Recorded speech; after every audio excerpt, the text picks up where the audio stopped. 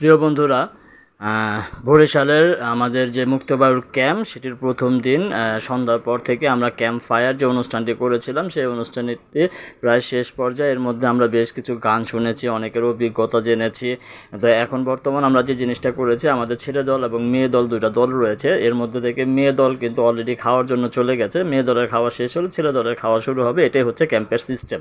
তো এর মধ্যে আমরা যে জিনিসটা করেছি সেটা হচ্ছে আমরা বেশ কিছু বাচ্চাদের অভিজ্ঞতা শুনেছি। তো সেই অভিজ্ঞতার আলোকে আমাদের জামিলা খাতুন যে দলটি ছিল সেই দলের আপনার যে দলনেত্রী ছিল শোভা, তার কিছু অভিজ্ঞতা আমরা জানলাম।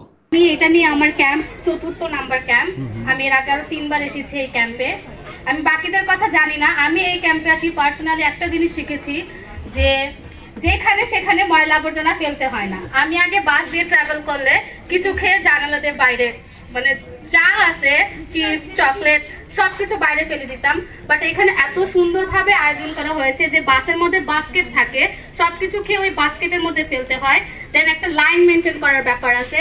আমি এই সব জিনিসগুলো এই ক্যাম্প থেকে শিখেছি। তাই আমি ক্যাম্পের সকল কর্মকর্তাবৃন্দ, ক্যাম্প অধ্যক্ষ এবং সকলকে অনেক বেশি কৃতজ্ঞতা জ্ঞাপন করছি যে তারা এত সুন্দর একটা আয়োজন করছে। এবং আমার মতো যারা মধ্যবিত্ত ফ্যামিলি থেকে আছে, যারা কোথাও এরকমভাবে ঘুরতে পারে না, তারা এখানে এসে এত সুন্দরভাবে এত সিস্টেম্যাটিকভাবে ঘুরতে পারতেছে। তো আপনাদের সবাইকে অনেক বেশি ধন্যবাদ।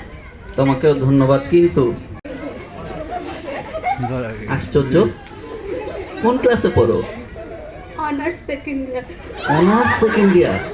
মাই গুডনেস, তুমি অনার্স সেকেন্ড ইয়ারে পড়ো, তারপরেও কোথাও ট্রাভেল করতে গেলে চিপস চকলেট সব জানলা দিয়ে ফেলে দাও? হ্যাঁ, মানে সেটাই তো বলতেছি না, যে কিন্তু মানে খাওয়ার জন্য কিনে ফেলে কেন দাও? না না, খোসা ফেলে খাবার তো পেটেই যায়। পুরাটা তো বলতে হবে। আমি তো ভাবলাম চিপস চকলেটই ফেলে দাও। না না না, তো আমি আজীবন ক্লাস 3 থেকে শিখেছি যেখানে সেখানে ময়লা আবর্জনা ফেলতে হয় না।